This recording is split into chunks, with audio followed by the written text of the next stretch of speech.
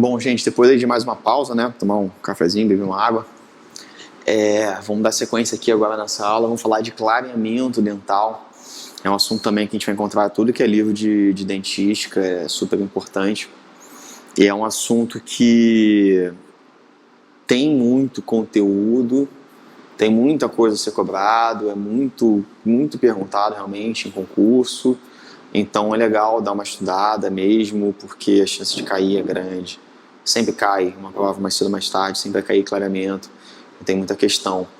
Então, nem adiantou botar aqui as referências dos livros, porque, falei, quase tudo você vai ter clareamento. No Barachev, no Conceição, no Hirata, todos eles vão falar do clareamento, né? O clareamento, gente, é um procedimento, como vocês já sabem, né? É um procedimento clínico estético, não invasivo e que altera a percepção de cor dos dentes, sem promover desgaste, só com uma alteração química pela quebra de pigmentos. A gente utiliza produtos no formato de gel e esses produtos têm, pelo seu mecanismo de ação, componentes que são capazes de penetrar no tecido dental sadio, tanto o esmalte quanto a dentina, e dentro desses tecidos romper as moléculas de pigmento. As moléculas de pigmento, elas estão presentes ali no dente, seja por causas internas, intrínsecas, ou externas, extrínsecas, que elas são moléculas muito complexas, são cadeias de carbono complexas.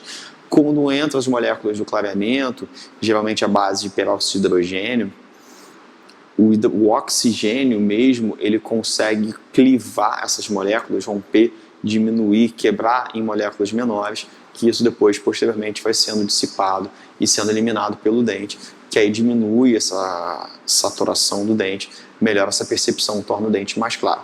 Basicamente assim que funciona, esse é o mecanismo de ação. E quando a gente estuda clareamento, o que os livros vão apresentar? A gente vai entender a origem dessas cores, dessa mudança, dessa mancha no dente, se é uma origem interna, se é uma origem externa, isso vai influenciar no tratamento, e como fazer esse tratamento, quais são os produtos disponíveis no mercado, quais são as técnicas disponíveis no mercado, quais são as vantagens e desvantagens, como deve ser executada uma, como deve ser executada a outra, quais são as situações que você pode usar uma, qual que você não deve usar a outra, e quais são os efeitos adversos, no caso da sensibilidade, e por fim ainda fala um pouco de microabrasão. Então assim, dentro disso tudo tem muito conteúdo para a gente ir aprofundando, né? Então tem muita informação. Então vou ver se eu vou dar tempo de falar isso tudo aqui, eu acho que dá sim. E ainda vou falar dos materiais de moldagem, elásticos, então bastante conteúdo para a gente encarar agora, tá? Então vamos lá, vamos passar aqui, a gente já vai revendo isso tudo. O clareamento dental é um procedimento conservador e de primeira escolha nos casos de dentes com alteração de cor. Além disso, ele não inviabiliza outras opções de tratamento. A escolha da técnica clareadora depende do tipo de alteração de cor, idade e estilo de vida do paciente, o grau de desgaste dentário, caso exista, e se o dente é vital ou não. A evolução contínua dos agentes clareadores e da forma de apresentação dos produtos fez com que o clareamento em dentes vitais se tornasse mais previsível e mais acessível para o dentista e paciente. O clareamento de dentes vitais e não vitais utilizam agentes clareadores com o mesmo princípio ativo, como falei, o peróxido de hidrogênio é a base de todos os agentes clareadores, porque o peróxido de hidrogênio, já adiantando aqui, ele vai se dissociar em água e oxigênio, na verdade em oxigênio, em radical livre, que é um radical muito apto a fazer ligações químicas, então ele reage rapidamente com qualquer coisa, e aí busca essas moléculas grandes, como falei, como o Barachev fala de cromóforas, busca essas moléculas que absorvem muita luz e vai clivando, vai quebrando essas moléculas para depois serem eliminadas pelo dente. Atualmente, sabe-se que a eficácia do agente clareador de consultório não aumenta com a fonte luminosa, com a luz halógena ou LED. A gente via muito isso, né? Antigamente os dentistas utilizavam muito a luz durante um clareamento, achando que isso poderia potencializar, mas os estudos mostram que não, que você não tem nada no agente clareador que interaja com essa luz do fotopolimerizador a ponto de melhorar o clareamento. Porém, alguns estudos, na tentativa de justificar o uso dessa luz, avaliaram que a luz produzia um calor, e o calor aumenta a reação química, aumenta a liberação de moléculas, aumenta a agitação molecular, então proporciona isso uma maior liberação de agentes clareadores durante o tratamento clareador. Porém, esse aumento de temperatura pode ser prejudicial, porque o aumento de temperatura, mesmo pequeno, quando atinge a polpa, pode provocar uma pulpite irreversível. Então, como você não tem um ganho muito pequeno, na verdade, cientificamente nulo, digamos assim, não compensa esse risco de você levar à luz. Então, ideal que não se leve. Tá? Bom, como eu falei, os livros vão passar primeiro pela etiologia das alterações de cor, como fluorose. Eu não vou ficar falando muito aqui, senão a gente vai perder muito tempo. O tempo já acaba ficando um pouco curto, porque clareamento é um assunto muito extenso, e isso tudo tem anotado, tanto aqui no slide quanto na apostila de vocês. Então, só vou citar aqui algumas etiologias como fluorose, hipoplasia de esmalte, dentinogênese imperfeita, algumas pré-eruptivas. Essas daqui são congênitas, ou seja, até mesmo antes da formação do dente. Algumas pré-eruptivas que o dente já começou a formar, mas ainda não erupcionou, que provocam alteração de cor, como icterícia grave, eritroblastose fetal, tetraciclina, que está cada vez mais raro, né, porque a tetraciclina já foi banida do mercado graças à grande alteração de cor que produzia nos dentes, e você tem substitutos, que é um antibiótico, a tetraciclina, substitutos da tetraciclina, então não tem mais necessidade de utilizar a tetraciclina, então vai ser cada vez mais difícil encontrar pacientes com alteração de cor devido à tetraciclina. Pode encontrar? Pode. Uma vez eu estava falando aqui, até na primária, o aluno falou que já tinha recebido um caso, eu nunca vi pessoalmente. E pós-eruptivas, ou seja, depois que o dente erupcionou, principalmente traumatismo com necrose pulpar, traumatismo com vitalidade pulpar, impregnação metálicas ou medicamentos intracanais, ou até mesmo envelhecimento podem provocar essa alteração pós-eruptiva. Então, essas são alterações de cor intrínsecas, né? São alterações de cor que acontecem meio que de dentro para fora, digamos assim. Algumas são congênitas, ou seja, geralmente até a formação do dente mesmo, outras após a formação do germe dentário, mas antes de erupcionar, e outras já depois que o dente já foi erupcionado, já está na cavidade oral, podem ter essa alteração de cor. Características específicas de cada um e o tratamento, vocês têm na tabelinha de vocês, tem na apostila, tem aqui no slide. Vou adiantar um pouquinho para a gente aproveitar melhor o nosso tempo.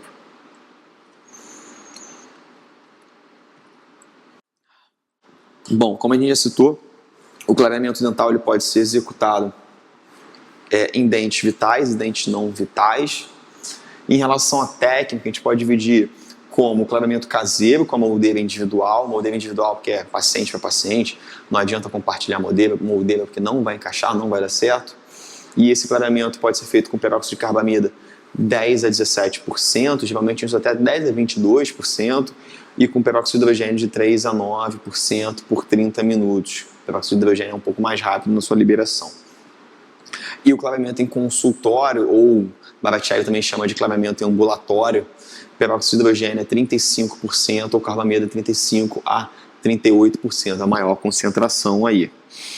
A gente pode também ter a associação do caseiro com o consultório, que você tem um pouquinho mais de agilidade, você une os benefícios das duas técnicas, mas você também une as limitações das duas técnicas, e a microabrasão, que já é um pouquinho diferente do tratamento químico do clareamento, que você não tem desgaste. A microabrasão você promove sim o desgaste na face dos dentes, mas como o próprio nome diz, é microscópico. Então, sendo bem indicado e bem realizado, ele acaba não tendo muita relevância no quesito de desgaste da estrutura da superfície vestibular do esmalte. Mas, quando mal indicado ou mal realizado, você pode gerar uma cavidade já desagradável, tá? A microabrasão já é indicada para fluorose e a gente utiliza um ácido clorídrico mais um abrasivo, né?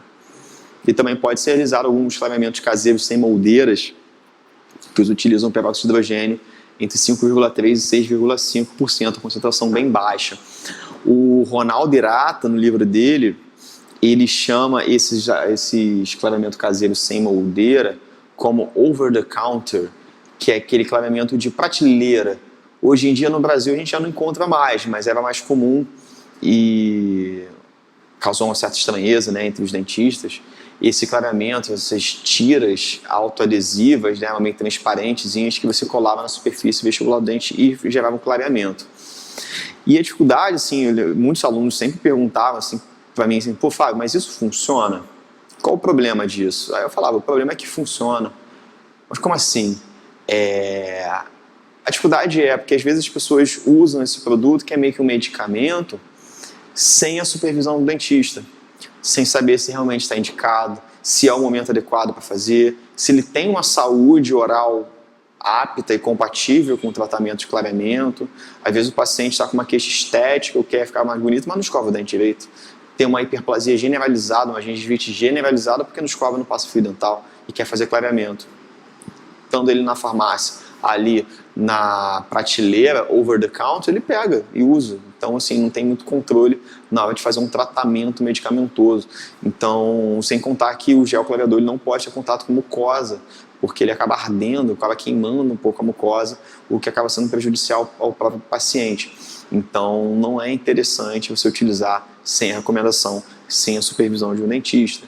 Aí, quando você faz o tratamento, pode até fazer, orientar o paciente, ou fazer na sala de espera, esse sem moldeira e tudo, mas é mais indicado você confeccionar uma moldeira personalizada, individualizada para o paciente, onde você vai ter um maior controle, um acompanhamento semanal desse paciente. Bom, vamos classificar então a relação composição peróxido de carbamida, peróxido de hidrogênio ou perborato de sódio, sendo que basicamente todos eles têm na composição ou se dissociam o peróxido de hidrogênio.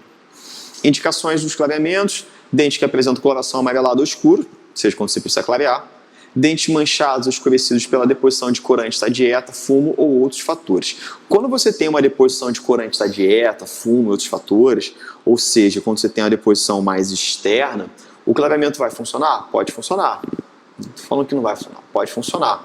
Só que muitas vezes você consegue resolver simplesmente com uma profilaxia, só com uma limpeza, com polimento coronário, tá? Até a forma mais correta de chamar a profilaxia é polimento coronário. Fazendo esse polimento, essa superfície externa, às vezes você consegue remover essa pigmentação externa, ou como a gente usa mais o termo mais correto, extrínseca. Quando é uma pigmentação intrínseca, não adianta fazer o polimento coronário, não é isso que vai resolver. Agora, uma pigmentação extrínseca, às vezes ele resolve. Dente que apresenta um manchamento moderado por tetraciclina, dente com alteração de cor devido a um traumatismo, dente que apresenta alteração de cor fisiológica, ou seja, pela idade, tudo isso está indicado o clareamento. Manchado por fluorose, apresenta uma alteração de cor devido a necrose pulpar e dente com alteração de cor sistêmica. Contraindicações. Então, algumas contraindicações são interessantes e é importante observar isso, como, por exemplo, mulheres grávidas ou lactantes. Pô, Fábio, mas qual o problema? Vai ser prejudicial para o bebê? Olha, a questão é segurança. A gente não tem estudos científicos muito bem estipulados assim, nesse assunto, para dar certeza que é seguro ou que não é seguro, porque pela dificuldade de você fazer um estudo científico como esse, né? Imagina, a gente fala para uma mãe assim, ó, você que está grávida, vamos usar clareamento, que a gente quer ver até que ponto o clareamento vai provocar um dano no seu filho. Quando estiver dando dano, a gente para. Pô, ninguém vai fazer isso, não pode, o comitê de ética não aprova isso. E claro, ela está grávida, está lactando, está amamentando, pode esperar um pouquinho fazer o clareamento? Espera. Não vai morrer se não fizer o clareamento, aguarda um pouco. Depois que terminar essa fase, aí sim, faz o clareamento, tá? Porque não é um tratamento de urgência. Outra contraindicação, paciente com histórico de sensibilidade dental, uma contraindicação bem relativa, né? Se o paciente tem sensibilidade, você pode tentar tratar essa sensibilidade, buscar causa e buscar um tratamento correto. Presença de muitas trincas ou exposição dentinária nos dentes, também conversar com o paciente, buscar concentrações mais baixas. Crianças que não tenham todos os dentes erupcionados, claro, muitos novos. Paciente com histórico de câncer, com a questão de segurança também. E outra, vamos ver agora o mecanismo de ação, né? Como eu já falei, Agora, relembrando, os pigmentos são constituídos de moléculas com alto peso molecular e com muitas ligações insaturadas e anéis aromáticos. Quanto maior a insaturação dessa molécula, mais escura a sua cor e maior o índice de absorção de luz do mesmo. O mecanismo de ação se dá por oxidação, agente químico oxidante instável, que é a molécula de oxigênio radical livre. Os pigmentos são moléculas grandes, insaturadas e com alto peso molecular. Os agentes clareadores liberam oxigênio, que tem instabilidade, que atacam essas moléculas, tornando-as menores, com menor saturação e baixo peso molecular. Com isso, esses pigmentos são removidos parcialmente ou totalmente da estrutura dentária por difusão. Tudo aquilo que eu já falei. Peróxido de hidrogênio é o agente de escolha, na maioria dos casos, utilizado em dentes vitais e não vitais e apresentados na forma de gel. A gente pode ter em baixas concentrações, de 1,5% a 9% utilizado no clareamento caseiro supervisionado ou em altas concentrações, de 35% a 38% no clareamento de consultório ou de ambulatório, como fala o Baratieri. Qual o mecanismo de ação? O peróxido de hidrogênio vai se dissociar em oxigênio e água, e oxigênio que é responsável pelo clareamento por ser um agente oxidante. O peróxido de carbamida, também conhecido como peróxido de ureia, peróxido de hidrogênio ureia ou peridrol ureia, tem sido utilizado especialmente na técnica de clareamento caseiro supervisionado. Por quê? Ele primeiro se dissocia em ureia e peróxido de hidrogênio, para depois o peróxido de hidrogênio se dissociar em água e oxigênio livre. Então, essa liberação é um pouco mais lenta e mais constante, digamos assim. E como a gente indica esse tratamento do paciente usar quando vai dormir, que ele fica aí pelo menos 4 horas dormindo, é interessante essa liberação lenta e gradual, porque você tem uma menor chance de irritação pulpar, uma menor sensibilidade, um resultado tão eficiente quanto. Tá? Então você tem baixas concentrações, 10, 16, mais comum 22%, tudo para clareamento caseiro, e o de ambulatório de 35% a 37% são as altas concentrações. Mecanismo de ação, como eu citei, o peróxido de carbamida se dissocia em hidrogênio e peróxido de hidrogênio e ureia, e o peróxido de hidrogênio se dissocia em água e oxigênio. A ureia já se dissocia em amônia e dióxido de carbono. A amônia ajuda a estabilizar o pH. O agente é o responsável pelo clareamento, o agente oxidante, que a ureia tem a capacidade de neutralizar o pH do meio. A amônia facilita a penetração do oxigênio, porque aumenta a permeabilidade da estrutura dental. E o gás carbônico, com seu efeito borbulhante, favorece o deslocamento das moléculas de pigmento. Com a intenção de aumentar o tempo de permanência do gel clareador, um espessante foi adicionado, que é o carbopol. Ou seja, ele até mantém um pouco a vida útil do agente clareador, mesmo na prateleira, mas na boca do paciente também, ele prolonga, ele retarda essa liberação de oxigênio para ela ser mais gradual. Como eu falei, isso é interessante para reduzir os índices de sensibilidade pós-operatória, que infelizmente são comuns no tratamento clareador. Existem protocolos para diminuir essa sensibilidade, mas o carbopol ele ajuda bastante e é uma das formas que você tem para reduzir, usando o peróxido de carbamida com o carbopol. O carbopol aumenta a viscosidade, aumenta a estabilidade do gel e prolonga a liberação de oxigênio, uma liberação mais lenta. Quer dizer então que libera mais oxigênio do que sem carbopol? Não quer dizer isso. Ele só retarda e faz essa liberação ocorrer por mais tempo, para que ocorra sempre de uma forma suave, para que o dente, a polpa, não sofra muito com uma liberação muito intensa de oxigênio, porque isso chega até a polpa e causa uma sensibilidade. Já o perborato de sódio ele pode ser utilizado sozinho ou associado às substâncias já citadas. O seu uso é específico para clareamento endógeno, ou seja, clareamento com curativo de demora, que é representado em pó. O perborato de sódio ele é utilizado somente para o clareamento de dente não vital, quando você faz o clareamento dentro da câmara pulpar, já depois de ter feito um tratamento endodôntico, já depois de ter feito a obturação, um selamento biológico para você impedir que essa estrutura chegue e atinja o conduto radicular e que mesmo que ele penetre nos túbulos dentinários, nessa região radicular, para que ele não atinja depois as fibras do ligamento periodontal, senão ele pode também gerar necrose nessa região. Então, simplesmente na porção coronária. Tá? Mecanismo de ação. Perborato, contato com a água, vira metaperborato de sódio, mais o peróxido de hidrogênio. e aí o restante disso a gente já sabe. Bom, vamos ver as técnicas. Técnica do clareamento caseiro com moldeira individual. Como é que a gente faz? Primeiro, registra a cor. Depois, molda o paciente com alginato e confecciona os modelos. Confecção da moldeira individual. Placa de borracha, silicone de 0,1 a 1 milímetro de espessura. Necessário alívio do modelo. Eu acho que isso já não deve ser cobrado em prova, porque tem alguns autores que falam que não é necessário fazer esse alívio de 0,5 milímetros na moldeira. Por quê? Os autores que defendem fazer esse alívio, como é que seria esse alívio? Aplicar uma camadinha de esmalte, uma resina flow no modelo, para que você tenha a sua moldeira um pouquinho mais afastada do modelo, do dente do paciente, e que você tenha um reservatório de gel, para que esse gel tenha uma quantidade suficiente de oxigênio para ter o efeito clareador. Já outros autores que falam que não tem necessidade, porque às vezes você bota uma quantidade tão pequena que o gel fica em contato com a moldeira e não fica em contato com o dente, então você não tem um efeito clareador tão legal. Tá? Então, assim, como tem uma polêmica, eu acho que é difícil ser cobrado, a não ser que eles citem exatamente qual autor que fala, e depende aí de cada um.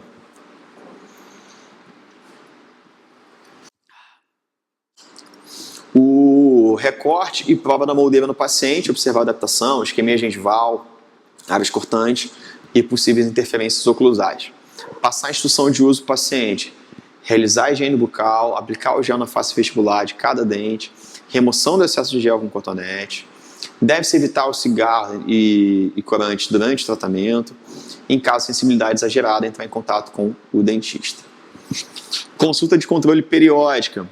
Intervalo de no máximo uma semana para você acompanhar esse paciente. Em geral, o tratamento dura de 4 a 6 semanas, exceto escurecimento por tetraciclina, cinza ou marrom escuro, que o tratamento vai até 6 meses, porque são manchas bem severas. Geralmente a gente faz até o tratamento associado. E a vantagem do clareamento, que é uma técnica simples e de fácil aplicação, é um tratamento estético bem conservador, ou seja, você não provoca desgaste do dente, baixo custo e utiliza gestos clareadores em baixa concentração. Então, assim, essa técnica é muito interessante até do ponto de vista financeiro para o dentista, né? Uma vez que é fácil de ser executado, não tem muita dor de cabeça, não tem desgaste de dente, não exige muita habilidade manual e um custo baixo, você ainda tem um retorno bem legal. Do clareamento caseiro, isso também não promove efeitos deletérios nos dentes. Fácil reaplicação no caso de recidiva de cor e maior tempo de evidência científica. A limitação, quando o paciente não colabora, quando não gosta de usar a moldeira para dormir ou não usa durante o dia, aí já é uma limitação muito mais dele, né? Dentes com manchas brancas ou opacas que realmente ficam um pouco mais claro durante o tratamento. Alguns casos depois desaparecem as manchas brancas. E manchas extremamente escuras provocadas por tetraciclina, como falei. Depende já de um tratamento por 6 meses, né? O tempo de tratamento é mais longo quando comparado também com o clareamento de consultório, o clareamento de ambulatório, que você já tem um resultado já mais imediato. E alguns pacientes podem apresentar sensibilidade dental durante o tratamento, mais difícil do que no clareamento consultório, e dentes que apresentam extrações extensas também, porque a gente sabe que o gel clareador não interfere na cor das extrações. Então é interessante que você faça o clareamento do paciente e avise para ele que depois do clareamento tem que estabilizar a cor, aguardar de 1 a 2 semanas, e aí esperar a liberação do oxigênio residual desse dente, para não prejudicar a adesão da nova restauração, e aí sim você já faz uma nova restauração de acordo com a cor correta. Outra limitação, paciente com alergia às substâncias clareadoras e paciente portador de fluorose invisível, que essas manchas acabam se tornando aparentes. O clareamento de consultório, mesma coisa, a gente faz registro de cor, e aí você já faz proteção dos dentes moles, pode ser feito com isolamento absoluto ou com aquela barreira gengival, profilaxia e isolamento do campo operatório, a gente faz com pedra Pomes e escova de Robson, mistura o agente clareador e aplica uma camada de 1 milímetro do produto no dente. O tempo de ação e troca do agente clareador deve ser por 15 minutos e remoção fazendo aqui está 20, perdão, mas é 2 a 3 aplicações, não é de 20 a 30 não, de 2 a 3 aplicações. Esse tempo de permanecer vai variar de de caso para caso, de produto para produto. Então, sempre bom dar uma lida na bula, porque os materiais mais recentes já estão indicando você fazer uma aplicação somente de 8 minutos. É muito rápido, muito tranquilo.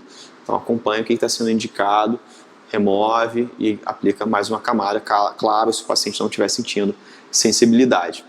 Remoção final do agente clareador e polimento, realizar polimento com pasta de polimento ou com disco de lixo para diminuir a porosidade do esmalte, consequentemente aumentar a chance de recidiva do pigmento.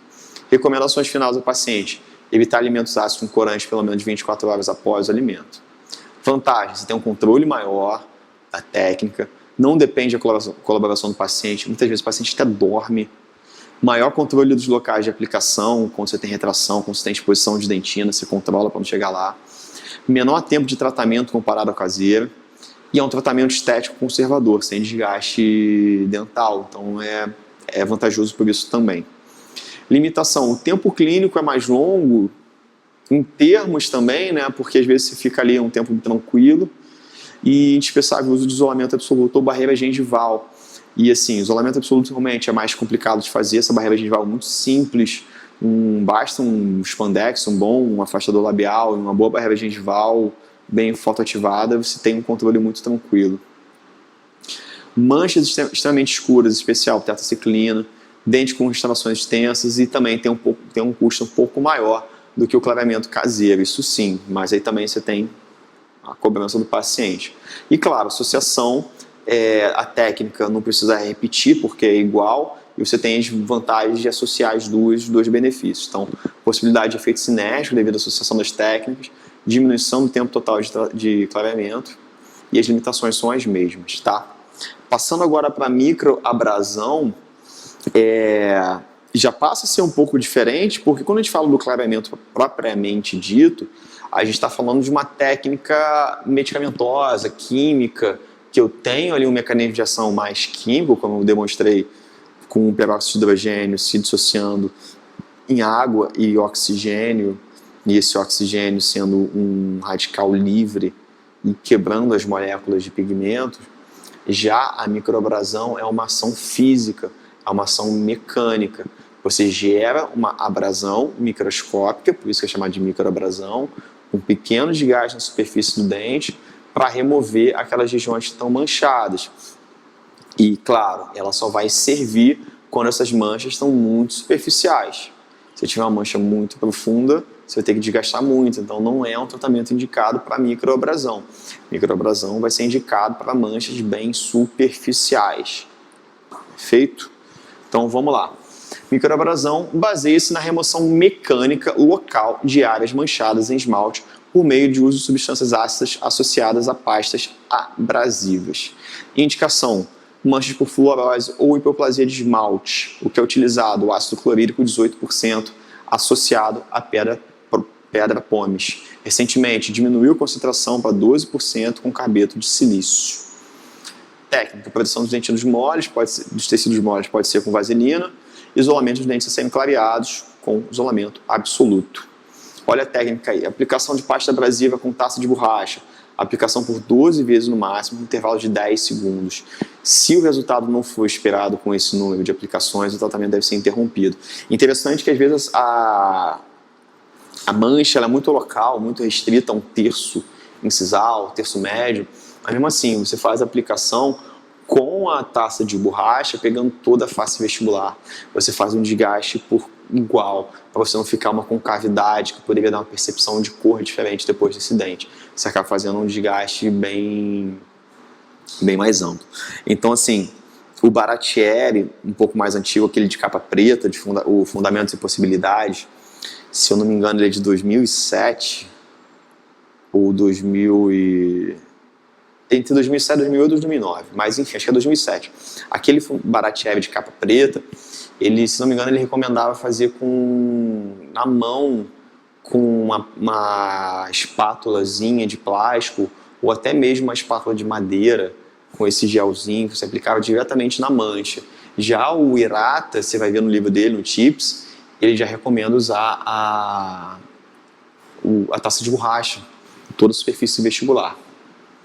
Polimento da superfície abrasionada, disco de lixo, ponta de borracha, aplicação de flúor por 4 minutos, e orientação ao paciente para evitar corante nas primeiras horas de tratamento, porque você gera uma abrasão um pouco maior, até aplicou um flúor para tentar resselar essa camada de esmalte, mas evitar o contato com o alimento corante nessas primeiras horas. Vantagem, tratamento estético com mínimo desgaste de esmalte e possibilidade no controle, que você vai acompanhando, você faz até 12 aplicações numa mesma consulta.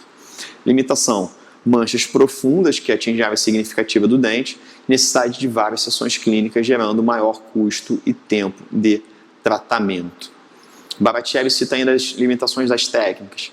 Existem 4 fatores que podem limitar a realização do clareamento dental: sensibilidade dental, irritação gengival, ação sobre os tecidos dentários e influência nos tecidos adesivos. Sensibilidade. A alta permeabilidade dentinária, associada ao pequeno tamanho da molécula de oxigênio, facilita o trânsito do agente ativo para dentro da estrutura dental.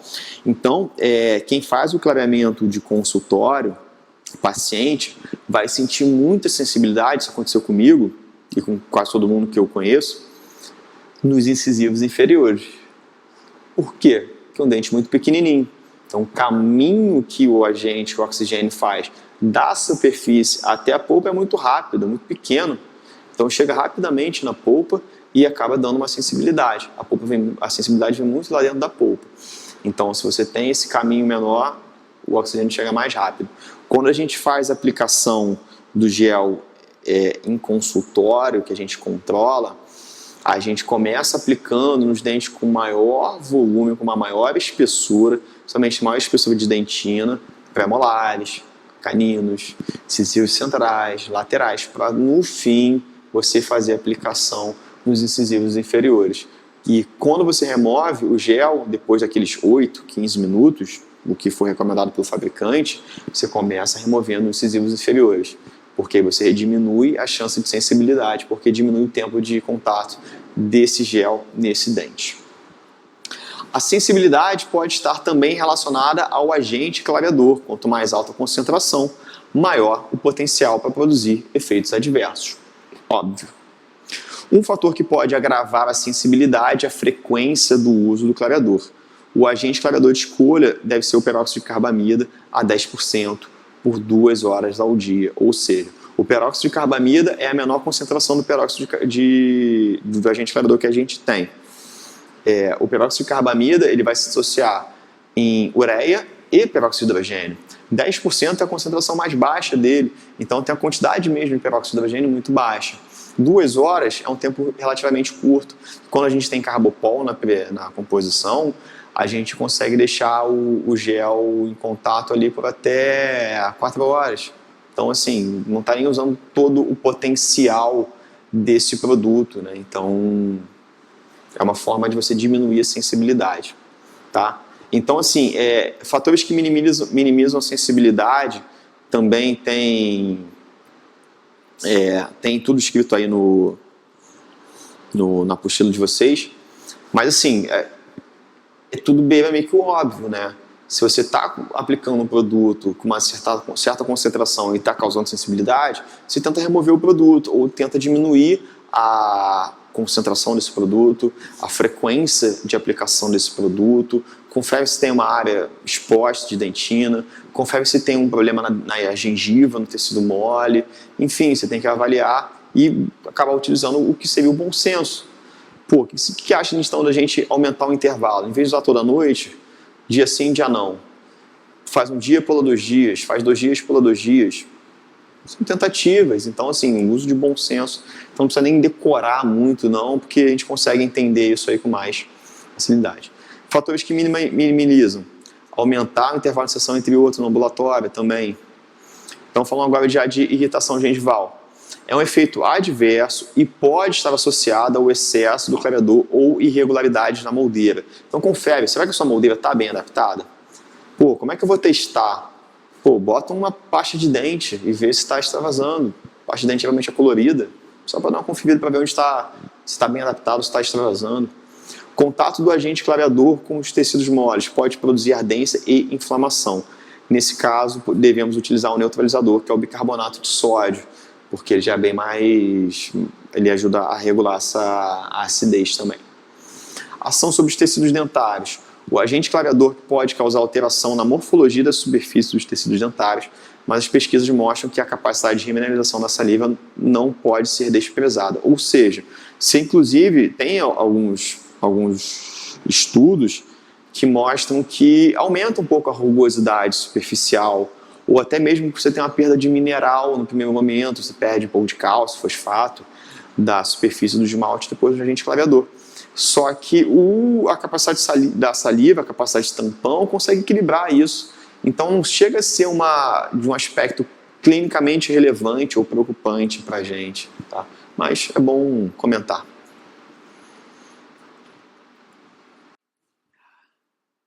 Bom, a saliva neutraliza substâncias ácidas e favorece a remineralização de esmalte e dentina. Alterações nos dentes são mais frequentes quando a concentração é mais alta, óbvio. E existe a tendência do peróxido de hidrogênio promover mudanças na morfologia do esmalte e dentina, que não necessariamente significa a diminuição da resistência do dente ou diminuição da dureza. Agora, a influência nos procedimentos adesivos é interessante porque eu jogo oxigênio, peróxido de hidrogênio, se dissocia em água e oxigênio. Jogo esse oxigênio dentro do dente. Ele vai penetrar no esmalte e dentina. Começa a quebrar e tal, mas uma parte acaba sendo liberada. Por incrível que pareça, a gente vai comentar isso melhor lá na aula de adesão, o oxigênio inibe a polimerização da resina. Inibe a polinização do sistema adesivo, que é a resina. Então, se eu faço um clareamento e logo em seguida faço um tratamento restaurador, na mesma consulta, por exemplo, é bem provável que meu sistema adesivo não seja tão eficiente. A restauração pode até cair, falhar, soltar. Então, os estudos mostram, por que está falhando? Porque ainda tem oxigênio residual. Às vezes ele demora de 7 a 14 dias para ser liberado por completo do dente. Tem alguns estudos que já mostram que 7 dias que você aguarda já é o suficiente para você ter uma boa adesão.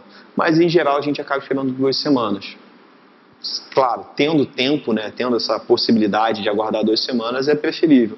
Não tendo, 1 semana já é um pouco mais seguro, com respaldo científico. Tá? Então, influência dos procedimentos adesivos. Independente da técnica utilizada, deve-se esperar um tempo de 1 a 2 semanas entre o clareamento e o tratamento restaurador. A redução da força de adesão da resistência de união está relacionada com o oxigênio residual que fica na superfície do dente clareado e inibe a polimerização do sistema adesivo e do material restaurador. Uma maneira de acelerar a eliminação do oxigênio residual para que a restauração seja feita imediatamente ao final do clareamento é utilizar um agente antioxidante como ascorbato de sódio, vitamina C. Alguns trabalhos mostraram que seu uso aumenta a adesão logo após o clareamento, o que faria a espera de 7 a 14 dias ser desnecessárias. Então, assim, essa tabelinha também tem aí tem na apostila de vocês. Vou passar aqui um pouco mais rápido para deixar para vocês estudarem aí. E aí, falando já agora do clareamento intracoronário, ou seja, quando você faz o tratamento endodôntico, tem o espaço da câmara pulpar, faz um selamento biológico, aplica o material ali, aguarda um tempo, semana seguinte o paciente volta, você vai acompanhando, trocando aquele agente clareador dentro da coroa. O clareamento vem de dentro para fora. Junto com a técnica intercoronária, surgiram relatos de reabsorção cervical externa. Isso é muito complicado, que demora para aparecer. E a reabsorção cervical externa, às vezes você não tem nem como tratar. Extrair o dente mesmo. Atualmente, percebe-se que esses relatos são cada vez mais escassos e isso se deve aos seguintes fatores.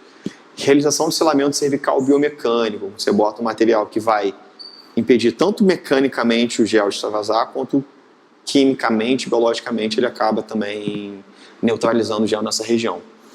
Desuso do calor excessivo para ativar a reação do agente clareador. Antigamente o pessoal botava uma ponta quente ali para aumentar a liberação de oxigênio, só que isso aumenta os casos de reabsorção reticular externa. O uso de clareadores em forma de gel ou pó, evitando o uso de peróxido de hidrogênio na forma líquida para apresentar mais poder de difusão. Considerando o pH dos clareadores de consultório, o perborato de sódio e o peróxido de carbamida são extremamente seguros nesse sentido. Enquanto o perborato de sódio apresenta pH básico de 9,8, o carbamida tem menor concentração em pH neutro.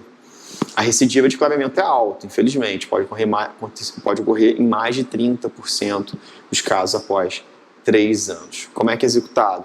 Profilaxia, registro de cor normal, registro da altura da coroa clínica, proteção dos tecidos moles e faz o acesso à câmara pulpar. Você faz o acesso do canal radicular, mas você obstrui somente 3 a 4 milímetros além da coroa clínica que você calculou. Lava a cavidade com oxigenada, hipoclorito sólido de 1%, se faz o selamento cervical biomecânico com mais ou menos com 1 milímetro de hidróxido de cálcio, mais fosfato, mais 1 milímetro de fosfato, ou já faz logo 2 milímetros de ionômero de vidro. Aplica o agente clareador, a técnica inside out, de dentro para fora, com peroxicarbamida 10% por 2 horas, e caso o clareamento externo ambulatorial seja associado, vai ser feito um intervalo de 3 dias a 1 semana de intervalo, e há 2 opções. Peroxicarbamida 37% na moldeira durante 1 hora, por 3 a 4 sessões, ou aplicar o peróxido de hidrogênio a 35% por dente, sobre o dente, por 3 a 4 sessões. Aguarde-se 1 a 2 semanas para que a extração adesiva seja realizada, aquela história, aguardar a liberação do oxigênio residual. Beleza, o tempo está indo bem. Deu uma adiantada boa, né? Deu uma acelerada aí. Então vamos lá. Mas fiquem tranquilos, vocês estão aí no vídeo, né? Vocês conseguem, que a coisa parar, voltar, tomar um café, beber uma água, enfim. Tô aqui.